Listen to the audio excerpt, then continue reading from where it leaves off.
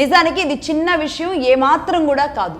ఎందుకంటే ఇరాన్కి తగిలిన దెబ్బ కూడా చిన్నది కాదు. కాబట్టి అంతకంత పగ తీర్చుకోవడానికి ఈరోజు అమెరికాని ఇబ్బంది పెట్టడానికి, ప్రపంచ దేశాల ముందు అమెరికాని ఈరోజు జీరో చేయడానికి ఇరాన్ దగ్గర ఉన్న ఒక రకమైన భయంకరమైన అస్త్రం అని చెప్పాలి. ఒక రకం కాదు, ఒకటి బాబెల్ మాండబ్ అయితే ఇప్పుడు ఆ కేబుల్స్ని ధ్వంసం చేయడం ఇరాన్కి చాలా చిన్న పని.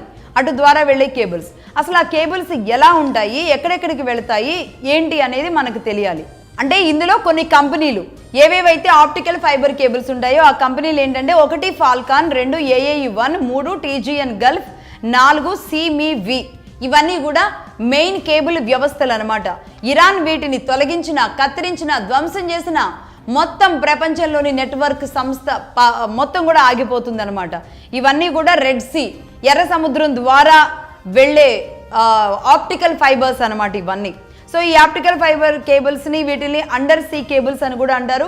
ప్రపంచ వ్యాప్తంగా ఉన్న ఇంటర్నెట్ ట్రాఫిక్ మొత్తం కూడా 95% అబవ్ మొత్తం కూడా ఈ జలసంధుల ద్వారా, ఈ మార్గాల ద్వారానే వెళుతూ ఉంటుంది.